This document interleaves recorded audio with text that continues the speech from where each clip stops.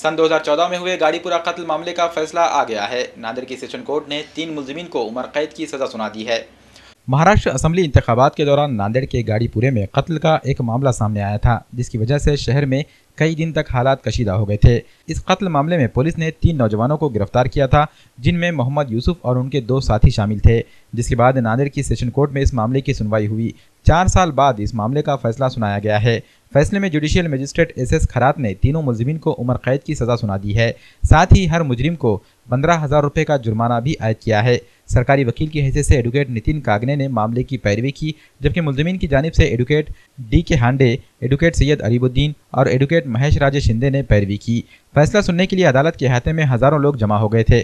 मुलजिमीन के रिश्तेदारों ने इस फैसले को हाईकोर्ट में चैलेंज करने का ऐलान किया है। नांदेड न्यायालयातील DJ1 खरात साहेबांच्या कोर्टाने मोहम्मद यूसुफ जो डबल मर्डर केस जे आहे त्याच्यामध्ये 3 जणांना जन्मठेप देण्यात आलेली आहे।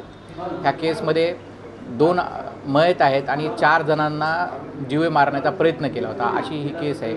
आणि ह्या केसमध्ये शासनाच्या वतीने पूर्ण 21 साक्षीदार तपासण्यात आले आणि शासनाच्या साक्षीदारावर विश्वास ठेवून या कोर्टाने आज ह्याच्यामध्ये शिक्षा दिलेली आहे। याच्यामध्ये 3 आरोपीला जन्मठेप आणि दोषी धरून जन्मठेप देण्यात आलेली आहे।